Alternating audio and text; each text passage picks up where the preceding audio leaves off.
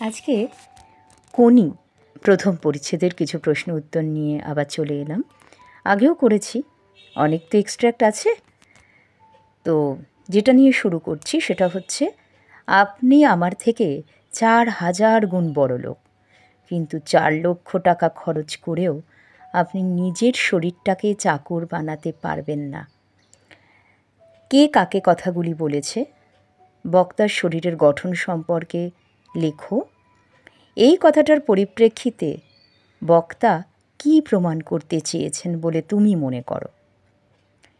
আপনি আমার থেকে 4,000 গুণ বড় লোক, কিন্তু 4 লক্ষ টাকা খরচ করেও আপনি নিজের শরীরটাকে চাকর বানাতে পারবেন না।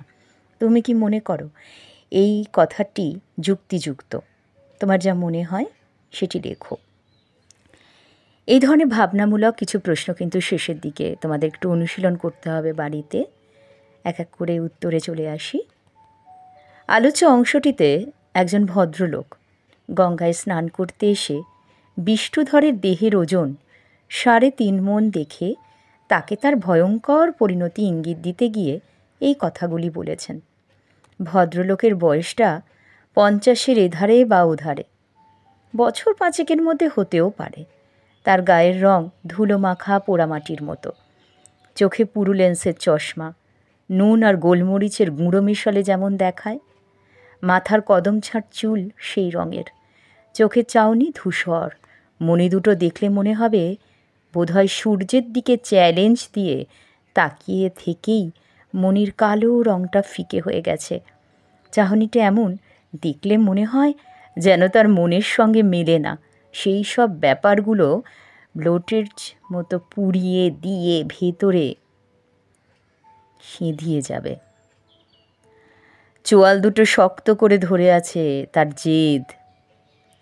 ভদ্রলোকটি তার ডান কনুই শরীরে লাগিয়ে পিস্তল ধরার মতো হাতটা সামনে বাড়িয়ে বিষ্ণুধরকে সেই হাতটা নামাতে বললেন। বিষ্ণুধর সেই হাতটার দিকে তাকিয়ে দেখল শিরা উপশিরা গাঁট সমেত হাতটাকে শুকনো শিকড়ের মতো দেখাচ্ছে। ফুলো আঙুলগুলো দিয়ে বিষ্ণু লোকটার কবজি চেপে ধরে নিচের দিকে চাপ দিল। নড়ল না 1 সেন্টিমিটারও। ঠোঁট কামড়ে সে জোরে চাপ দিল, হাতটা একই জায়গায় থেকে গেল। বিষ্ণু এবার সর্বশক্তি প্রয়োগ করল। কপালে ঘাম। কিছু লোক দাঁড়িয়ে দেখছে, তাদের চোখে বিস্ময় মাখানো। লোকটার সাফল্যে না বিষ্ণুর ব্যর্থতা বোঝা যাচ্ছে না। সে লোকটির মুখের দিকে তাকিয়ে পাতলা হাসি, আর চোখ পিটপিটানি দেখে হাতটা সে নিচে নামাতে পারছে না।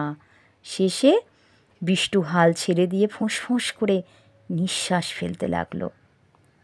কথায় আছে যে আমরা জানি শরীরের নাম মহাশয়। শরীরে যা সহ্য করা যাবে স্বাস্থ্যের উন্নতি হবে। একটা লোক মোটা সোটা হলেই তাকে সুস্বাস্থ্যের অধিকারী বলা যাবে না। একটা হালকা চেহারা, তার শারীরিক গঠন যদি রোগহীন হয়, তবে তাকে অবশ্যই সুস্বাস্থ্যের অধিকারী বলতেই হয়। স্বাস্থ্যই সম্পদ। সুস্বাস্থ্য লাভ করতে গেলে কতগুলো নিয়মকানুন আমাদের অনুসরণ করতেই হবে। লক্ষ লক্ষ টাকা খরচ করলেও স্বাস্থ্য তৈরি হবে না। ওই ভদ্রলোকটি বিষ্ণুধরের চেয়ে অনেক গরিব, কিন্তু বিষ্ণুধর 4 লক্ষ টাকা খরচ করলেও শরীরটাকে নিজের ইচ্ছে মতো তৈরি করতে পারবে না। এগুলো একটু ভাবনামূলক। তোমরা ভালো করে গল্পটি পড়ে তোমরা চিন্তা করবে আর কিভাবে তাৎপর্য ব্যাখ্যা করা যায় এই কথাটার। আজকে তাহলে এই পর্যন্তই থাকলো, আবার আসবো ফিরে। ধন্যবাদ।